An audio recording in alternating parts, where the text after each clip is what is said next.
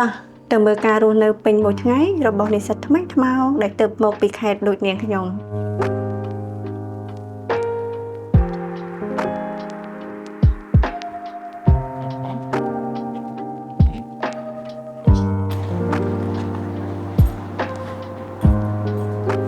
ជាដំបូង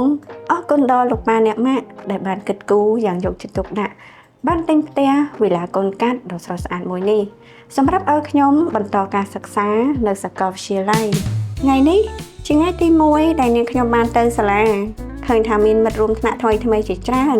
ហើយក៏រៀងភ័យខ្លះដែរព្រោះមិនទាន់បានស្គាល់គ្នាអស់ផង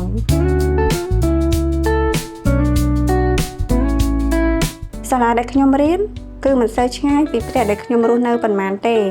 ខ្ញុំទៅមកគឺថាងាយស្រួលផ្លូវធំទូលាយល្អមិនស្ទះមិនលិចទឹក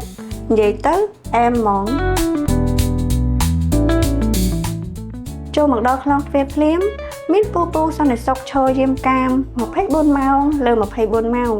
គឺមានអារម្មណ៍ថាខ្ញុំមានសុវត្ថិភាពពេញលេញហ្មង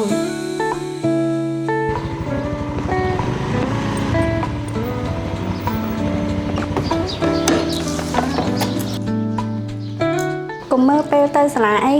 មើលពេលមកពីសាលាវិញហ្មងណា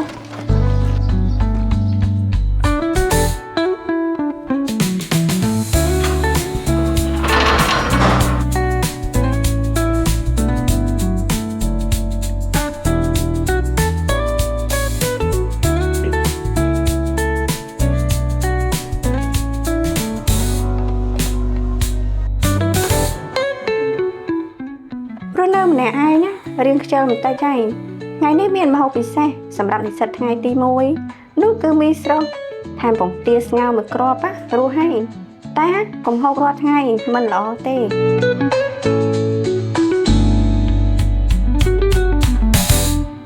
ខ្ញុំរស់នៅទីនេះពេលរសៀលបន្តិចខ្ញុំអាចចាប់ផ្ដើមរត់ហាត់ប្រាណនៅក្នុងបរិវេណសួនក្នុងបរិយាបានខ្ញុំមើលឃើញថាមនុស្សរស់នៅច្រើនមែនទែនតែមិនរញ៉េរញ៉ៃទេ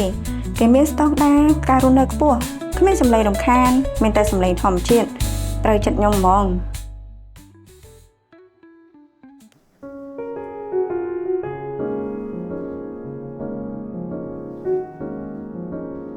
កាលពីក្មេងរៀងខ្លាចខ្មោចដែរដល់មករស់នៅម្នាក់ឯងមានបន្ទប់ធំអញ្ចឹងមានអីគួរឲ្យខ្លាចមានតែសេចក្តីសុខ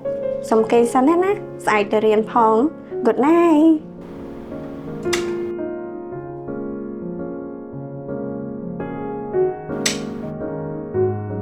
bà xà lánh á, xong ba mạ tinh môi đai á, ban mà rốn hơi chật khỉa, chăm hiển chắp, bên ca nghe thơ, chăm xong con cọt vỉnh, ní lấy ca giả lai luôn,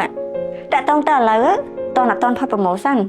Bộ rây hên hiển, phiếp công can sầm rạp cà rút nữ nângประกอบอาชีวกรรม